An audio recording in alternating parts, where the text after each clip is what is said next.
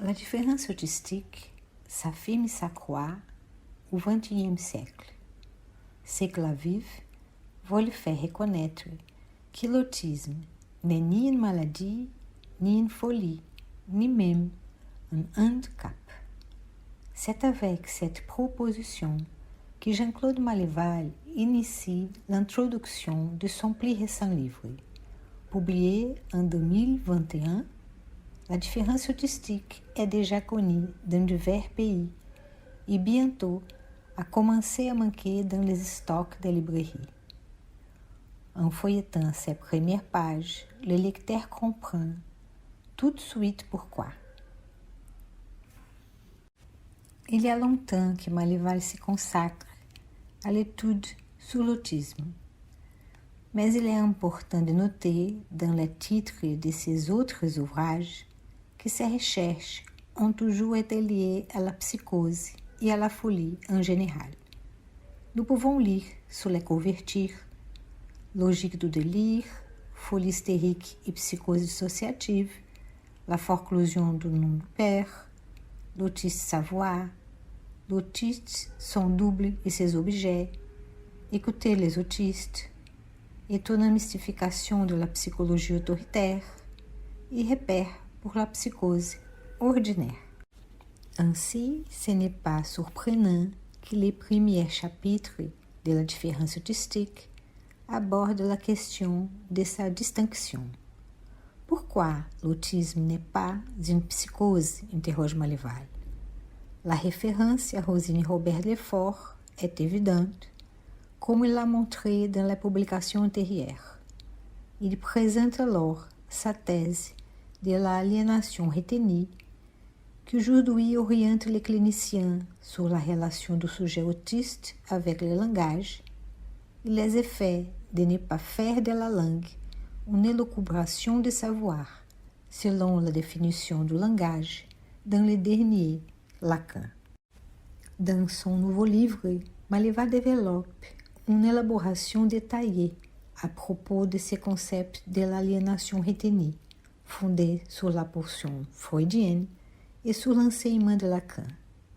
On y trouve les opérations de la causation du sujet, l'aliénation et la séparation, la langue verbeuse de l'autiste, les gels et dégels du signifiant maître et la langue, concept fondamental pour la clinique aujourd'hui, au-delà de la structure autistique. Avec l'idée du gel déessien et celui des affects, dans l'autisme, Maleval indique le traitement par les bords, considérant l'hypothèse d'Éric Laurent sur la forclusion du trou et le retour de la jouissance sur les bords dans les autismes.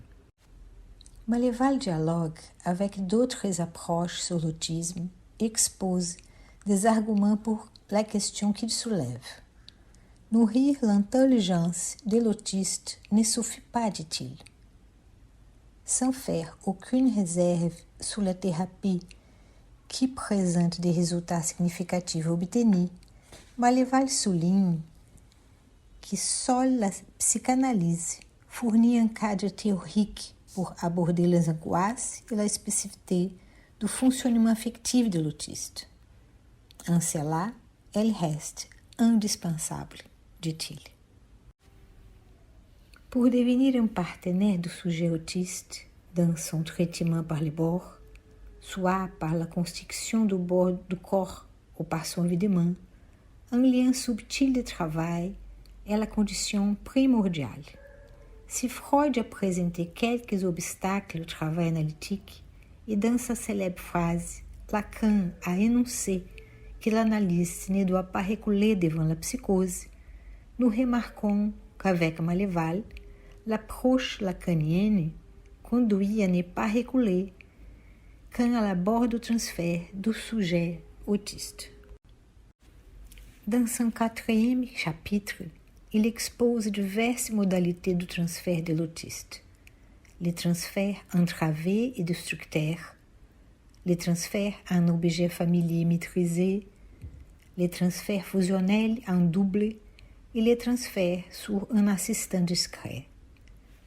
ce qui nous amène à comprendre pourquoi il souligne, en conclusion, que seule la psychanalyse permet au sujet autiste d'appareiller la jouissance, puisqu'elle favorise la mise en place des fonctions de bord, de protection, de régulation et de médiation, dit-il. De cette façon, la lecture de la différence autistique est indispensable pour tous ceux qui s'intéressent à ces modes de fonctionnement si spécifiques du sujet autiste, soit par la clinique, l'éducation, la littérature écrite par les autistes et leurs parents. Ajoutons-y aussi ceux qui sont concernés par le thème de la différence en ce siècle, lié au mode singulier que chaque parlette répond à la rencontre traumatique avec la langue.